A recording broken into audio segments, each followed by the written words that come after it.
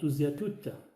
Content de nous retrouver voilà, pour partager la bonne parole de Dieu ensemble. Voilà, je pense que vous allez bien, chacun, dans votre région, dans vos maisons, avec vos familles. Voilà, bonsoir aussi à ceux de notre région, de Saint-André, de Cambuston, d'Elbourg. Voilà, bonsoir aussi à ceux qui nous écoutent en métropole, à nos frères et sœurs réunionnais et réunionnaises. Voilà, donc à chacun, je vous salue dans le nom de Jésus.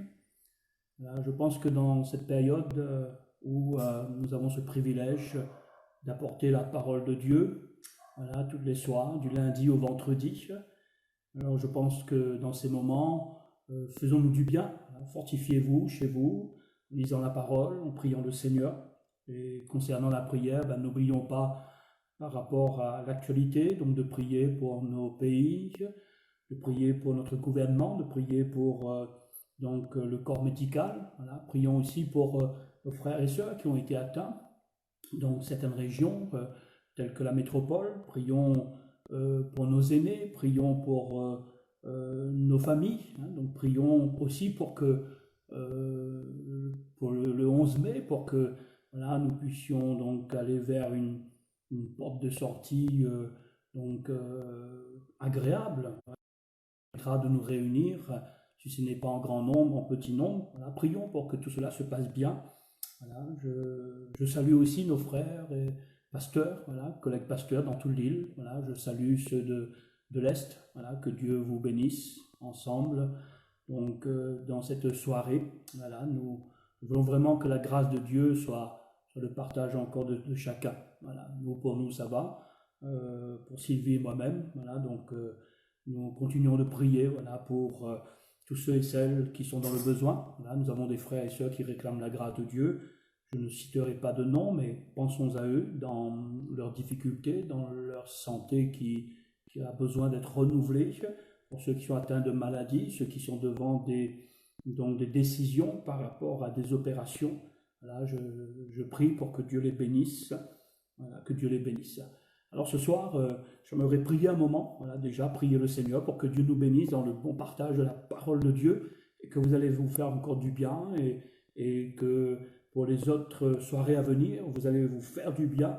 Voilà, je vous encourage d'écouter, je vous encourage voilà, de vous arrêter un moment, un instant, et puis d'apprécier la parole de Dieu, de vous nourrir, de vous fortifier. Et cela surtout la semaine jusqu'à vendredi, et puis dimanche prochain, bien sûr, nos cultes, comme d'habitude, à partir de 9h sur notre page Facebook ADD de Saint-André. Voilà, j'aimerais prier le Seigneur pour le bon partage de la parole. Merci Seigneur pour ta grâce. Merci ce soir encore de bénir l'Église réunionnaise et de bénir toutes les assemblées de Dieu dans le monde. Seigneur, de bénir tous nos frères pasteurs, mais aussi tous nos frères et sœurs de nos assemblées. Accorde ta grâce à tous ceux et celles qui, Seigneur, ont besoin de toi, ici et ailleurs, qui ont été peut-être affectés, qui, Seigneur, ont besoin de consolation. Seigneur, c'est vrai aussi pour nous ici, pour nos familles, pour, Seigneur, nos couples, pour nos personnes âgées, pour notre jeunesse, nos enfants, nos ados. Nous voulons, Seigneur, que cette prochaine sortie de cette crise sanitaire, Seigneur, il y ait quelque chose de bon, Seigneur, et pouvoir aussi nous retrouver avec nos frères et sœurs de l'Église. Oui, Seigneur, nous plaçons tout cela entre tes mains. Ce soir, avec tous ceux et celles qui ont réclamé ta grâce, bénis-les, Seigneur, dans leur santé, dans leur corps et dans leur vie. Et bénis-nous maintenant dans le partage de la parole. Au nom de Jésus, merci notre Père. Amen. Amen. Gloire à Dieu. Voilà, que Dieu nous bénisse les uns et les autres. Partageons la parole de Dieu. Voilà. Ce soir, j'aimerais parler quelques instants de l'obéissance. Voilà, l'obéissance. Vous savez que c'est grâce à l'obéissance d'un seul que vous et moi, ce soir, on est ce qu'on est. Et ce qu'on est, on l'est par la grâce de Dieu. Voilà, qu'on est sauvé, on est enfant de Dieu, c'est à cause de l'obéissance d'un seul. Vous savez que Jésus s'est humilié lui-même. Et la Bible nous dit, se rendant obéissant jusqu'à la mort, même jusqu'à la mort de la croix. Et il est dit, c'est pourquoi aussi Dieu l'a souverainement élevé et lui a donné le nom qui est au-dessus de tout nom. Il est dit dans ce verset, le verset 8, se rendant obéissant. Quand nous lisons Hébreux chapitre 5, verset 8, il est dit, bien qu'il fût fils, il a appris l'obéissance par les choses qu'il a souffert. Alors, déjà dire ceci, que nous aussi, par rapport à cette pensée que je vais partager, l'obéissance, rendons-nous obéissants, voilà, obéissants à Dieu, à la parole de Dieu. Nous aussi, comme le Fils, comme Jésus, apprenons l'obéissance, voilà, apprenons l'obéissance, apprenons à obéir, à obéir. C'est quelque chose que Dieu attend de chacun de nous, ce que Dieu attend de toi, de moi, l'obéissance. L'obéissance. Si lui, il s'est rendu obéissant, et s'il a appris l'obéissance, pourquoi pas nous? Lui, le Fils de Dieu, voilà, s'il s'est rendu obéissant, c'est pour que toi et moi, nous soyons bénis. Comme je le disais, si par la désobéissance d'un seul, le monde a été mis à genoux, donc par l'obéissance d'un seul, voilà, le Seigneur est capable, voilà, de nous remettre debout et de nous apporter toute la grâce, la bénédiction, de nous apporter ce dont notre âme a besoin. Alors ce soir, lui étant notre modèle, votre modèle, lui qui est notre modèle par excellence dans le domaine de l'obéissance, alors nous aussi, rendons-nous obéissants et puis apprenons l'obéissance. Vous savez que le diable, lorsqu'il a tenté Jésus, lorsque Jésus est allé au désert pendant 40 jours et 40 nuits, c'est pas sur sa sainteté, ce n'est pas sur son pouvoir, sur son autorité qu'il a été attaqué par le diable, mais c'est au niveau de l'obéissance. Voilà, l'obéissance. Le diable voulait que Jésus n'obéisse pas à la parole, mais Jésus, par la parole, il a vaincu le diable, c'est-à-dire par l'obéissance à la parole de Dieu, il a vaincu le diable. Et je crois que nous aussi, nous allons vaincre. Nous allons vaincre la tentation, nous allons vaincre le tentateur, nous allons vaincre des situations ou des événements par notre obéissance à la parole de Dieu. Alors, pour ce faire, j'aimerais lire avec vous, parlant de l'obéissance, ce verset qui se trouve dans l'Ancien Testament, dans 1 Samuel, chapitre 15, versets 22 à 23. Il est dit ceci, Samuel dit à Saül, « L'Éternel trouve-t-il du plaisir dans les holocaustes et les sacrifices comme dans l'obéissance à la voix de l'Éternel? Voici, l'obéissance vaut mieux que les sacrifices, et l'observation de sa parole vaut mieux que la graisse des béliers.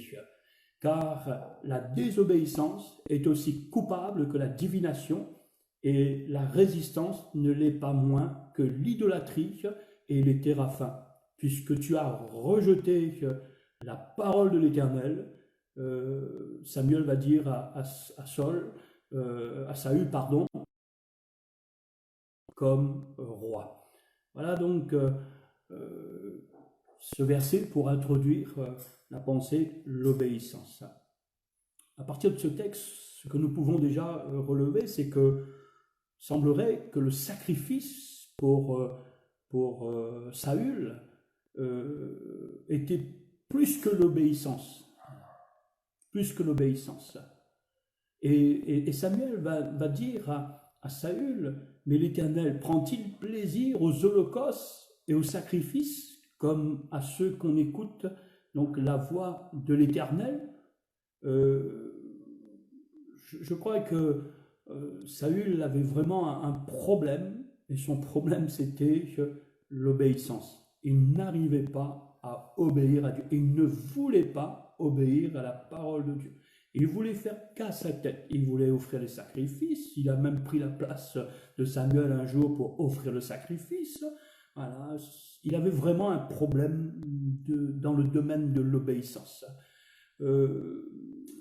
Frères et sœurs, chers amis, voici ce qu'on peut dire, c'est que écouter est meilleur que le sacrifice, prêter l'oreille est meilleur que la graisse des béliers, d'après ce que Samuel est en train de dire, car il va dire que la rébellion est comme le péché de divination, et il va dire l'obstination est comme une idolâtrie et les téraphins, c'est-à-dire que le sacrifice dans le cadre ici de ce verset ou de ce texte où il est question de Saül, le sacrifice sans obéissance, parce qu'il le faisait sans obéissance, que faisait Saül, ne valait pas mieux que de se prosterner devant les idoles, voilà, devant des idoles.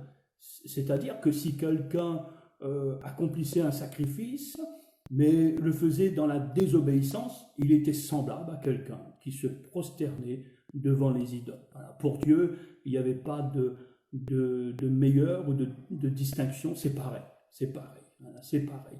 Alors, il faut reconnaître, voilà, et on l'aperçoit d'après la parole de Dieu, que la désobéissance est un désavantage, parce que ce que va vivre Saül est terrible, voilà, à cause de sa désobéissance.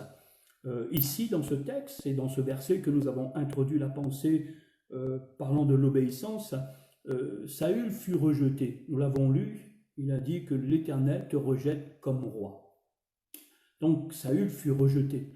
Il fut rejeté non parce qu'il avait été saisi par l'Esprit, quand nous lisons son histoire, ou qu'il prophétisait parmi les prophètes, ou qu'il a été vainqueur des Ammonites, ou qu'il était cité dans un cantique composé par des femmes qui disaient qu'il avait frappé 6000, ou plus tard dans un cantique funèbre composé par David. Non, il n'a pas été rejeté à cause de ces choses. Il a été rejeté à cause de sa désobéissance. À cause de sa désobéissance. Un désavantage. Oui, nous encourons un danger terrible, c'est d'être rejeté par Dieu. Alors, j'aimerais dire ceci ce soir, à vous et à moi, à chacun, rendons-nous obéissants comme le Maître et apprenons l'obéissance comme Jésus. Et que le Seigneur puisse nous aider dans ce domaine, que le Seigneur nous accorde toute sa grâce et que Dieu nous remplisse du Saint-Esprit pour que le Saint-Esprit nous conduise toujours à l'obéissance de la foi, donc à l'obéissance de l'évangile de Dieu, donc par une repentance et à la fois, donc par la foi, donc en croyant dans le Seigneur Tout-Puissant.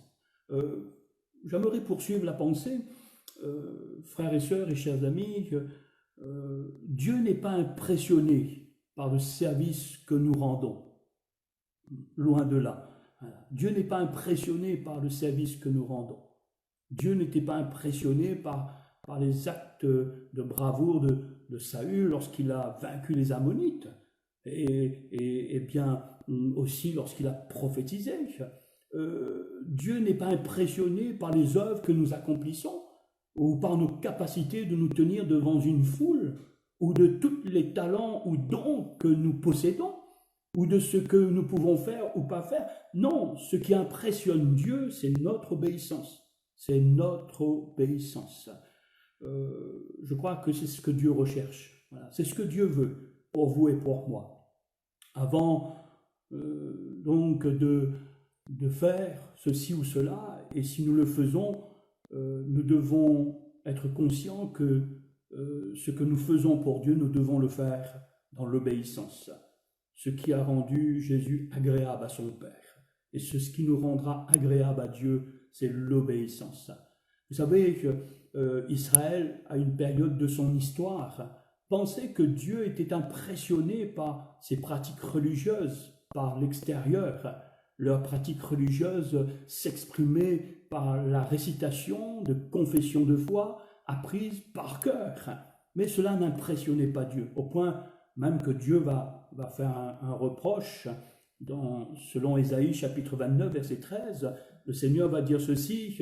Donc le Seigneur dit par la bouche du prophète Ésaïe à son peuple, à Israël, quand ce peuple s'approche de moi, il m'honore de la bouche et des lèvres, mais son cœur est éloigné de moi, et la crainte qu'il a de moi n'est qu'un précepte de tradition humaine.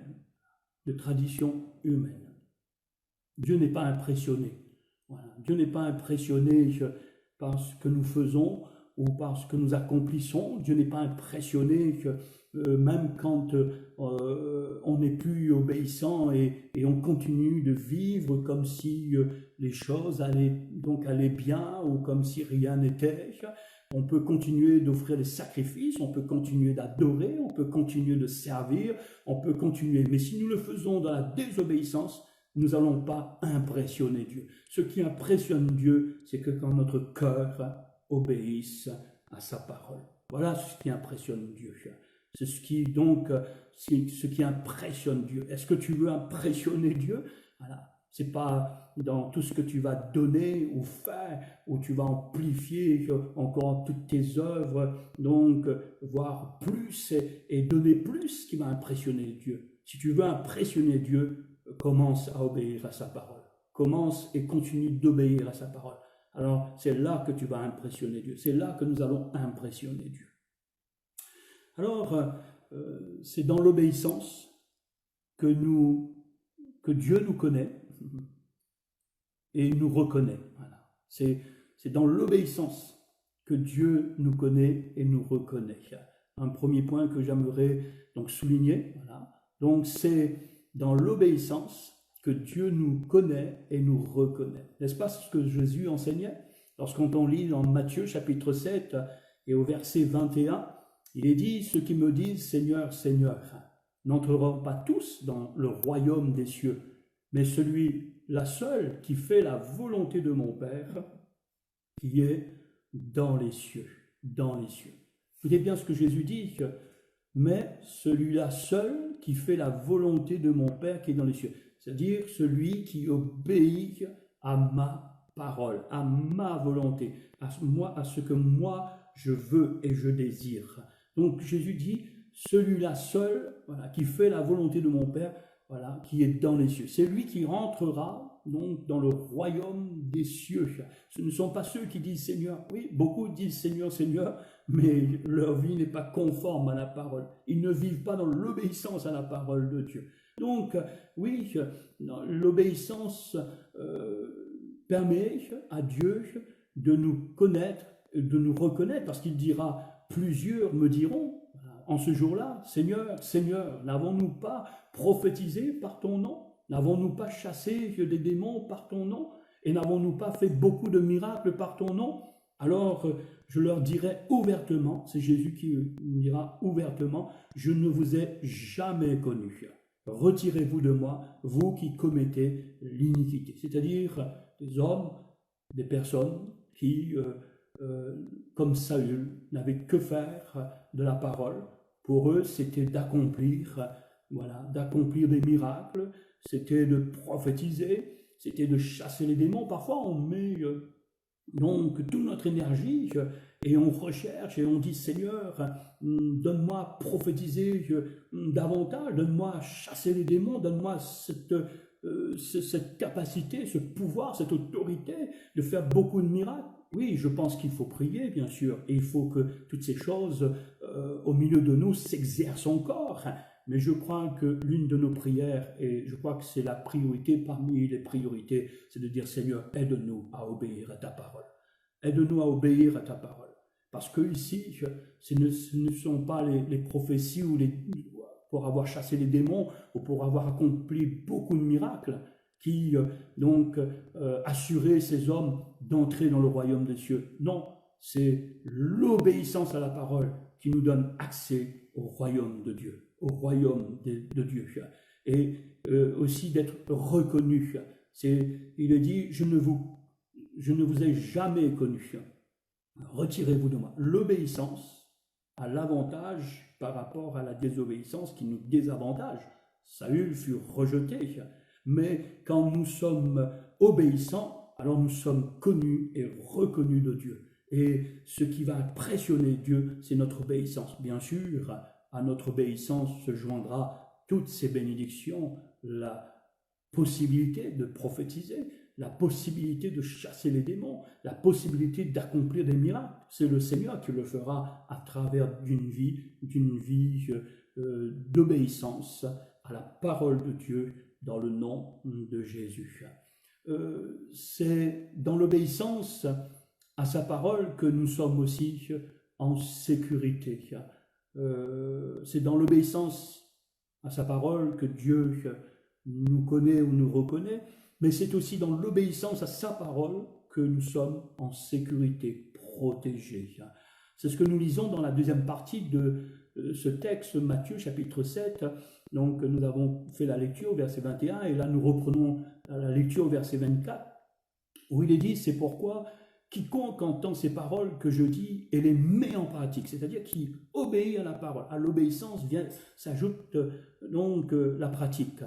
Et il va dire, donc, c'est pourquoi quiconque entend ces paroles que je dis et les met en pratique sera semblable à un homme prudent qui a bâti sa maison sur le roc. La pluie est tombée, les torrents sont venus, les vents ont soufflé et se sont jetés contre cette maison.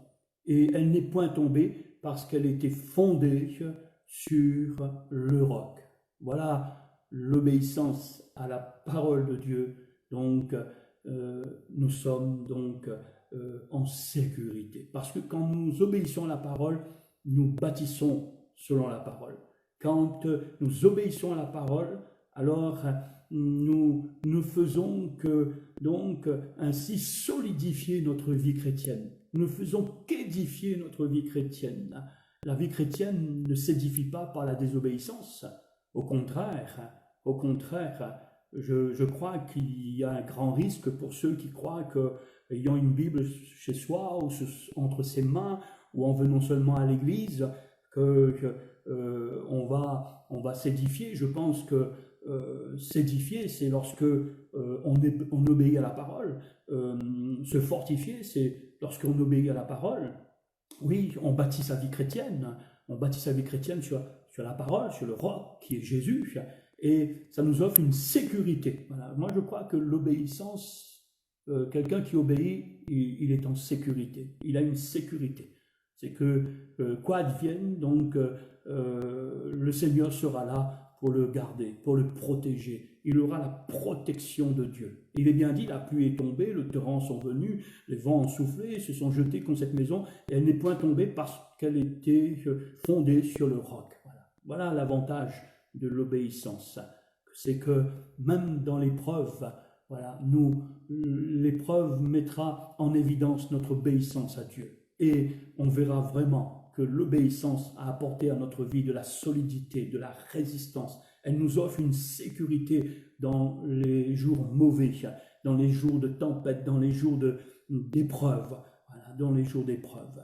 Alors, j'aimerais poursuivre la pensée, sans rentrer dans les détails de ce texte de Matthieu chapitre 7. Je voulais juste souligner donc l'importance de l'obéissance à la parole et ce qu'elle nous offre. Donc, déjà, dans un premier temps, elle nous offre cette reconnaissance. Dieu nous connaît, Dieu nous reconnaît, et puis elle nous offre une sécurité. Voilà, c'est pour cela ce soir, frères et sœurs, chers amis, oui, rendons-nous obéissants et apprenons à obéir comme le Fils de Dieu s'est rendu obéissant et il a appris donc en tant que Fils l'obéissance. Alors nous arrivons à cet autre point. Voilà, cet autre point. Est-ce que nous sommes prêts toujours à obéir le Seigneur, voilà, à obéir le Seigneur. Vous connaissez cette belle histoire donc des noces de Cana, donc où Jésus fut invité et où il y a eu donc le premier miracle, nous dit les évangiles, donc où il est dit ceci, donc dans le verset 2 du chapitre 2 de l'évangile de Jean, Jésus fut aussi invité aux noces avec ses disciples et que le vin ayant manqué, la mère de Jésus lui dit « Ils n'ont plus de vin ». Jésus lui répondit « Femme, qu'y a-t-il entre moi et toi? Mon heure n'est pas encore venue. » Et sa mère dit au serviteur « Faites ce qu'il vous dira. » Voilà, jusqu'ici, donc la lecture de ces quelques versets pour nous dire est-ce que nous sommes prêts? Est-ce que nous voulons faire ce qu'il nous dit dans sa parole? Est-ce que nous voulons obéir? Alors ici, Marie va dire au serviteur, faites ce qu'il vous dira. Voilà. Donc, elle donne quand même une direction à ses serviteurs en leur recommandant d'obéir à Jésus. Parce qu'elle sait que quand on obéit à Jésus, il y aura certainement des bénédictions, il y aura certainement des choses extraordinaires qui vont être communiquées à nos cœurs et à nos vies. Et c'est ce qui s'est passé, c'est ce qui s'est passé. Il y avait là quelques vases de pierre, et puis Jésus va dire à ses serviteurs de les remplir d'eau, hein, donc ces vases, et la Bible nous dit que quand ils eurent rempli d'eau ces vases, et que l'ordonnateur du repas ait goûté, et que donc l'eau avait été changée donc en vin, et que ça a été vraiment donc d'un vin vraiment excellent. Donc l'ordonnateur du repas n'en revenait pas, voilà, parce qu'il y a eu un miracle, voilà. Quand on obéit, ils ont obéi, sont allés, ils ont rempli les vases, ils ont porté les vases, et l'eau a été changée en vin. Donc il y a eu à la place de l'eau du vin. Ça a été le miracle. Quand on obéit, voilà, quand on est prêt à faire ce qu'il nous demande de faire, il y aura toujours le miracle de Dieu dans notre vie, le miracle de Dieu dans la vie des autres. Est-ce que nous sommes prêts à faire ce qu'il nous demande de faire? Est-ce que nous voulons lui obéir? Quand Dieu te demande de pardonner, quand Dieu te demande d'aimer, quand Dieu te demande d'exercer la bienveillance, quand Dieu te demande d'exercer la bonté, quand Dieu te demande d'aimer ton prochain comme toi-même, quand Dieu te demande donc ainsi de faire du bien autour de toi. Voilà. Est-ce que nous sommes prêts? Est-ce que nous voulons seulement obéir certaines paroles de Dieu et d'autres les rejeter, comme Saül rejetait la parole de Dieu catégoriquement? Ou est-ce que nous voulons obéir? Parce qu'ici, quand ils ont obéi, il y a eu un changement, il y a eu un miracle. C'est que quand tu pardonnes, il y aura un miracle dans le cœur de l'autre, parce que tu vas le libérer. Et nous devons vivre cela au milieu de nous. Oui, de pratiquer la parole de Dieu, non seulement pour nous-mêmes, déjà pour nous-mêmes, mais aussi pour les autres, parce qu'il y a tout un bénéfice. Quand je pardonne quelqu'un qui me demande de lui pardonner, je le libère, et c'est le miracle de Dieu. Je libère son âme, je libère son cœur, je le libère. Quand le Seigneur nous demande d'aimer notre prochain, il y a là aussi un miracle. L'autre se sent aimé, et il se sent aussi libéré, et il se sent libre dans sa relation avec l'autre maintenant, dans la communication. Je crois que oui, c'est ce que Dieu veut. Si tu veux un miracle, ce soit obéir à la parole de Dieu. Et s'il te demande de pardonner, pardonne. S'il te demande d'aimer, aimez. S'il te demande de te réconcilier, réconcilie-toi. Et c'est la porte, c'est le chemin vers le miracle, vers le changement. On veut du changement, mais on ne change pas et notre mentalité, et on n'est pas prêt à obéir. Donc c'est difficile à nous de voir les miracles de Dieu au milieu de nous. Pour voir les miracles de Dieu au milieu de nos familles, au milieu de la famille de Dieu, de l'Église de Jésus-Christ, obéissons les uns et les autres, obéissons à la parole de Dieu, et nous verrons encore plus de miracles dans les vies, dans les pensées, dans les cœurs. Voilà, plus de miracles dans les vies. Voilà. Je crois que oui, Dieu nous appelle aussi sur ce terrain-là. Dieu nous appelle à lever. Et toi-même, tu vivras quelque chose de fort et de puissant, parce que je sais et nous connaissons, quand nous obéissons à une parole, quelle n'est pas la joie de notre âme, de notre cœur. On est émerveillé, on est amené à se réjouir dans le Seigneur. Et quand nous avons fait du bien à quelqu'un, quand nous lui avons donné à manger ou à boire, quand nous avons fait ce que le Seigneur nous a demandé de faire, c'est en cela aussi que Dieu nous reconnaît et que Dieu nous connaît, parce que c'est la manière de Dieu d'agir. Dieu agit de cette manière. Dieu est un Dieu miséricordieux, c'est un Dieu bienveillant, c'est un Dieu qui pardonne, c'est un Dieu qui aime. Et s'il nous voit obéir à sa parole et agir de la même manière que lui, alors il nous reconnaît, il se reconnaît lui-même à travers vous, à travers moi, donc la nature même de son Fils Jésus-Christ en nous, donc l'homme nouveau, donc l'homme qui nous a été donné, ce nouveau homme qui vit selon l'Esprit de Dieu, selon l'Esprit du royaume de Dieu, qui vit selon les choses d'en haut. Alléluia. Israël, avant de terminer, s'est engagé. Voilà. Je crois que il est bon de le souligner, Israël s'est engagé devant Josué d'obéir à Dieu. Ce soir, est-ce que nous sommes prêts à obéir à Dieu? Voilà. Dieu veut que tu l'impressionnes. Et pour impressionner Dieu, je pense que ce n'est pas tout ce que tu vas faire dans la désobéissance. Non, c'est dans l'obéissance. Si tu veux impressionner Dieu, Dieu veut que tu l'impressionnes, c'est ton obéissance. Voilà. Jésus a demandé, Marie a dit à ses serviteurs, faites ce qu'il vous dira, c'est-à-dire obéis à la voix de Jésus, obéis à ce qu'il te dit, et sans inquiéter du reste, ils ont vu donc le miracle. Et puis, ils ont vu aussi la gloire. Je crois que quand on obéit, on vit des miracles, mais on sera aussi amené à voir la gloire de Dieu, à voir sa gloire. Il a manifesté sa gloire à ses disciples. Je crois que l'enfant de Dieu qui obéit à Dieu, il a un privilège, c'est qu'il voit la gloire de Dieu. Il voit la gloire de Dieu. J'attends pas un mouvement, quelque chose, mais je vois sa gloire. Sa gloire dans le fait d'obéir et de pratiquer sa parole. Donc on voit sa gloire, on voit son miracle, on voit sa puissance à l'œuvre. Donc je disais que Israël s'est engagé devant Josué pour donc obéir à Dieu. Voilà. Ils ont dit, nous obéirons à sa voix. Josué chapitre 24, verset 24, il est dit, et le peuple dit à Josué, nous servirons l'Éternel notre Dieu et nous obéirons à sa voix. Je crois qu'il est bon pour nous d'obéir à sa voix, d'obéir à sa parole, de mettre en pratique sa parole. C'est important, voilà, c'est important. Parce que si de la désobéissance est venu le malheur, le désastre, la souffrance, la maladie et bien d'autres choses, de l'obéissance viennent des bénédictions extraordinaires. Juste pour vous faire un résumé de ce que nous dit dans le livre Deutéronome 28, versets 1 à 4 et de 6 à 8, juste un extrait là, pour vous montrer donc ce que Dieu disait à Israël. Voilà, si tu obéis à la voix de l'Éternel ton Dieu, en observant et en mettant en pratique tous ces commandements que je te prescris aujourd'hui, l'Éternel ton Dieu te donnera de la supériorité sur toutes les nations de la terre. Voici toutes les bénédictions qui se répandront sur toi, qui seront ton partage lorsque tu obéiras à la voix de l'Éternel ton Dieu.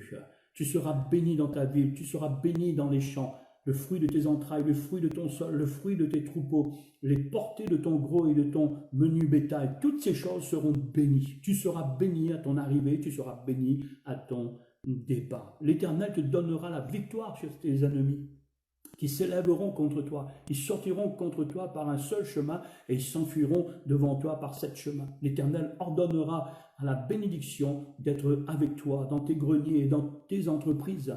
Il te bénira dans le pays que l'Éternel ton Dieu te donne. Alléluia. Voilà les avantages de l'obéissance. Nous ne manquerons de rien. Dieu promet à Israël, si tu obéis, tu ne manqueras de rien. Et si ce soir, nous faisons le choix, voilà, nous prenons la résolution d'obéir au Seigneur et de dire, Seigneur, pardon pour toutes les fois que je t'ai désobéi. Et j'ai vu aussi le malheur, j'ai vu le désastre, j'ai vu tout ce qui m'est arrivé, Seigneur.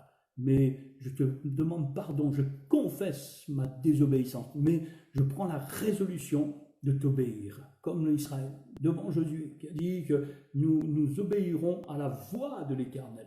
Et voici donc, dit Dieu, si tu obéis, si tu prends donc cette ferme résolution, alors voici les bénédictions. Voici les bénédictions. Et vous savez qu'en Jésus-Christ, nous sommes bénis de toutes les bénédictions spirituelles. Et je crois que si notre obéissance est totale, ces bénédictions spirituelles ne seront pas à goutte dans notre vie, mais elles seraient, non, toutes ces bénédictions comme un fleuve, voilà, un fleuve que Dieu déverserait sur nos vies, sur nos maisons, sur nos familles, sur le peuple de Dieu, sur l'Église de Jésus-Christ. Voilà, c'est pour cela que donc Job 22, verset 28 dit « À tes résolutions répondra le succès et sur tes sentiers brillera la lumière. » Que Dieu soit béni, voilà, que Dieu soit glorifié. J'aimerais juste rappeler rapidement, voilà, donc l'obéissance. Voilà, l'obéissance, c'est ce que Dieu veut pour toi et pour moi. Nous devons nous rendre obéissants, nous devons donc aussi apprendre l'obéissance comme le Maître, comme Jésus. Nous devons nous rappeler que l'obéissance permet à Dieu de nous connaître et de nous reconnaître en tant qu'enfants de Dieu, que nous sommes à lui, nous appartenons, mais aussi dans nos actions, qui sont faites selon la parole de Dieu, dans un cœur obéissant, voilà, par une obéissance totale à sa parole, et puis qui aussi, une obéissance à sa parole, nous offre une sécurité dans le temps présent, mais aussi pour le temps à venir, voilà, par rapport à l'éternité. Et puis, nous devons faire ce qu'il nous demande de faire. Dans l'exemple des noces de Cana, où ses serviteurs n'ont fait qu'obéir, et à l'obéissance est venu le miracle et la manifestation de la gloire de Jésus. Voilà ce que le Seigneur veut pour vous, pour moi, pour chacun de nous. Que son nom soit béni. À partir de ce soir, prenons des fermes résolutions, confessons nos désobéissances et prenons la résolution d'obéir à Dieu. Et alors je peux vous dire que la bénédiction de l'Éternel descendra sur vous, sur moi, sur son peuple, sur son Église. Que le nom du Seigneur soit béni. J'aimerais prier un moment pour que Dieu vous bénisse et nous bénisse ensemble. Merci Seigneur pour la grâce de Dieu. Merci pour l'obéissance. Nous n'avons pas toujours été obéissants, mais aide-nous, Seigneur, à nous rendre obéissants et, Seigneur, à apprendre l'obéissance afin que, Seigneur, nous puissions jouir pleinement, Seigneur, d'une sécurité en Jésus pour le temps présent et pour l'avenir. Seigneur, oui, en obéissant à ta parole, en pratiquant ta parole, nous serons aussi connus et reconnus de Dieu. Oui, Seigneur, nous ne serons pas désapprouvés comme Saül a été désapprouvé, nous ne serons pas rejetés comme il a été rejeté, mais nous allons appliquer notre cœur à obéir, à accomplir un service dans l'obéissance, à accomplir, Seigneur, l'exercice des dons de l'Esprit dans l'obéissance, par l'obéissance, Seigneur, à faire et accomplir des œuvres, mais aussi dans l'obéissance, pour ne pas entendre un jour la voix de Dieu nous dire qu'il ne nous connaît pas. Seigneur, tu connais la personne que seulement dans l'obéissance, et dans la désobéissance, tu ne le connais pas. Seigneur, aide-nous à t'obéir. Donne-nous, Seigneur, à faire ce que tu nous demandes de faire, et à vivre des miracles au milieu de nous, et à voir la gloire de Dieu toujours. Seigneur, ce soir, oui, nous prenons la résolution, nous te confessons toutes nos désobéissances, et nous avons, Seigneur, à cause de notre désobéissance, essuyé quelques épreuves, quelques difficultés dans notre vie, et ça, nous sommes tous conscients. Mais nous voulons, Seigneur, obéir pour que, Seigneur, nous puissions voir aussi, Seigneur, ces fleuves de bénédiction, oui, de toutes ces bénédictions spirituelles en Jésus-Christ dans les lieux célestes, aussi descendre sur nos vies, au milieu de nous, dans nos maisons et au milieu du peuple de Dieu. Seigneur, je veux te prier de bénir l'Église actuellement, de bénir les assemblées de Dieu et de bénir tous nos frères et sœurs sur la surface de la terre, et qu'au nom de Jésus, à Dieu la gloire, à Dieu l'honneur, à Dieu la louange. Merci Seigneur, merci Jésus. Amen. Gloire à Dieu. Voilà mes frères et sœurs, content d'avoir partagé ces moments avec vous. Voilà, et demain soir justement, on vous donne rendez-vous à la même heure, à partir de 18h, voilà, sur notre page Facebook ADD de Saint-André. Donc demain, ce sera moi qui apportera à nouveau la parole de Dieu. Allez, bonne soirée à chacun, que Dieu vous bénisse, un bon appétit et que Dieu soit avec vous. Amen.